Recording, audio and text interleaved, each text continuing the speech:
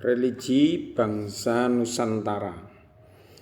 Dalam berbagai penggalian ilmiah terkait etnis penghuni Nusantara, diketahui bahwa semenjak kala Pleistosen akhir, para penghuni kuno Kepulauan Nusantara sudah mengenal peradaban yang berkaitan dengan religi atau agama.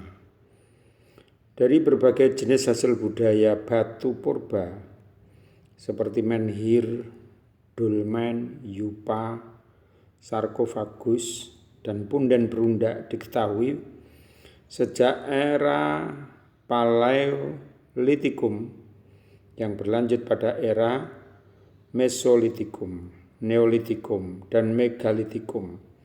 Penghuni kuno Nusantara sudah mengenal religi dengan berbagai ritual pemujaannya. Kemudian berlanjut pada era kebudayaan perunggu. Dari berbagai benda kuno berbahan perunggu hasil galian, dapat diketahui adanya alat-alat yang digunakan sebagai sarana pemujaan, termasuk alat-alat yang berhubungan dengan sistem penguburan mayat. Semua aktivitas ekonomi dan budaya penghuni Nusantara sejak zaman batu sampai zaman logam menunjuk pada tanda-tanda adanya hubungan integral antara kebudayaan dengan religi. Pemus dalam El Individu de l'Is Cultes Indins et Indicis Campa menyatakan bahwa pada zaman purbakala terdapat kesatuan kebudayaan pada satu wilayah yang sangat luas, mencakup India, Indochina, Indonesia, kemudian beberapa pulau di lautan Pasifik, dan barangkali juga Tiongkok Selatan. Kesatuan kebudayaan yang relatif luas itu tidak boleh diartikan sebagai suatu kesatuan etnik. Tersebar luasnya wilayah budaya tersebut dimungkinkan karena ada laut yang menghubungkan daerah satu dengan daerah yang lainnya. 100, 200, 1000 km lautan lebih-lebih dengan angin bermusim merupakan jarak yang tidak berarti daripada 100, 200 atau 1000 km daratan yang terpotong-potong oleh gunung, hutan, serta suku-suku bangsa yang bermusuhan, seperti halnya di semenanjung Indochina atau Dekan pada zaman dahulu. Di semua tempat yang keadaan pelayarannya menghasilkan kesatuan pertukaran, dengan sendirinya dapat diharapkan adanya kesatuan kebudayaan.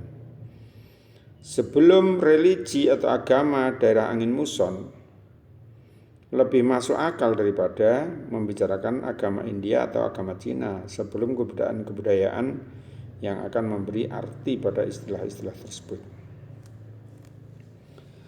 Untuk menggambarkan secara kepercayaan paling kuno yang telah dianut dan seringkali masih tampak di daerah luas tersebut di atas, cara terbaik sementara ini adalah menggunakan istilah animisme. Yang dimaksud pada masa dahulu penduduk India, Indochina, Indonesia, Tiongkok Selatan percaya kepada roh yang ada dalam segala benda dan segala tempat.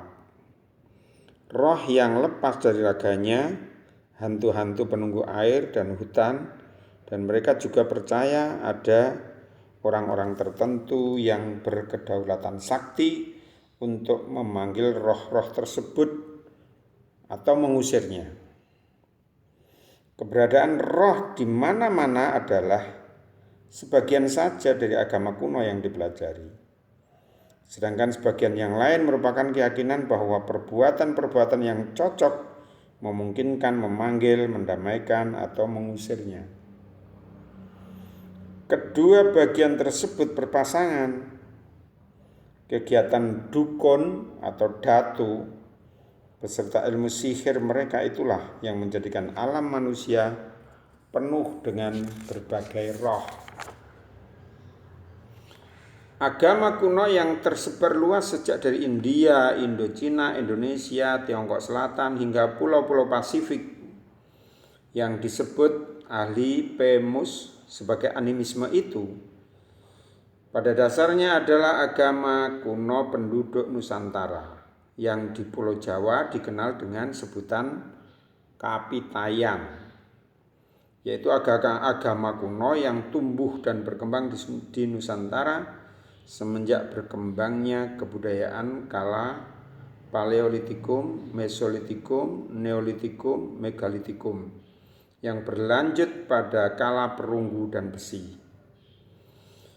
Itu berarti semenjak ras Proto-Melanesia keturunan Homo erectus menghuni Asia Tenggara dan pulau-pulau Nusantara sampai kedatangan ras Austronesia keturunan Homo sapien di Asia Tenggara sudah mengenal agama tersebut, yaitu agama yang dianut dan dijalankan turun-temurun oleh keturunan mereka, yaitu ras Australo-Melanesia, dan kemudian mempengaruhi ras Proto-Melayu dan ras Dutro-Melayu jauh sebelum pengaruh kebudayaan Indus dan kebudayaan Cina datang pada masa awal abad Masehi.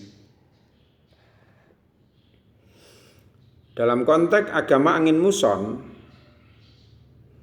agama kuno yang disebut Kapitayan merupakan agama yang dianut penghuni Nusantara, yang menurut cerita kuno adalah agama purbakala yang dianut oleh penghuni lama Pulau Jawa berkulit hitam atau ras Proto-Melanesia keturunan Homo wajakensis. Dalam keyakinan penganut Kapitayan di Jawa, leluhur yang awal sekali dikenal sebagai penganjur Kapitayan adalah tokoh mitologis Danghyang Semar, putra Sang Hyang Wungkuham, keturunan Sang Hyang Ismoyo.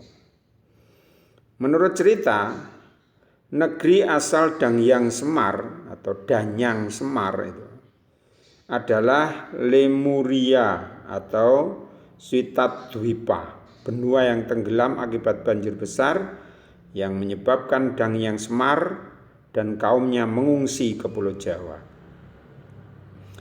Sang Hyang Semar memiliki saudara bernama Sang Hyang Hantogo atau di Jawa disebut Togok, yang tinggal di negeri seberang luar Jawa, yang juga mengajarkan Kapitayan, tetapi sedikit berbeda dengan yang diajarkan Danghyang Semar. Saudara Danghyang Semar yang lain adalah bernama Sang Hyang Manikmoyo, menjadi penguasa di alam gaib kediaman para leluhur yang disebut Kayangan. Secara sederhana, Kapitayan dapat digambarkan sebagai suatu ajaran keyakinan yang memuja sembahan utama yang disebut Sang Hyang Taya, yang bermakna hampa, kosong, suwung atau awang uwung. Taya bermakna yang absolut, yang tidak bisa dipikir dan dibayang-bayangkan, tidak bisa didekati dengan panca indera. Orang Jawa kuno mengidentifikasikan atau mendefinisikan Sang Hyang Taya dalam satu kalimat, tan kena kinoyo ngopo, alias tidak bisa diapa-apakan keberadaannya. Kata awang uwung bermakna ada tetapi tidak ada, tidak ada tetapi ada. Untuk itu, supaya bisa dikenal dan disembah manusia, Sang Hyang Taya digambarkan mempribadi dalam nama dan sifat ilahiyah yang disebut tu atau to, yang bermakna daya gaib bersifat adi kodrati. Tu atau to, tulisannya tu dan atau to, adalah tunggal dalam zat, satu pribadi. Tu lazim disebut dengan nama Sang Hyang Tunggal. Dia memiliki dua sifat, yaitu kebaikan dan ketidakadilan. Tu yang bersifat kebaikan disebut Tuhan, yang sering disebut dengan nama Sang Yang Wenang. Sedang tu yang bersifat ketidakbaikan disebut dengan nama Sang Yang Manikmaya. Demikianlah Sang Yang Wenang dan yang Sang Manikmaya pada hakikatnya adalah sifat saja dari Sang Yang Tunggal.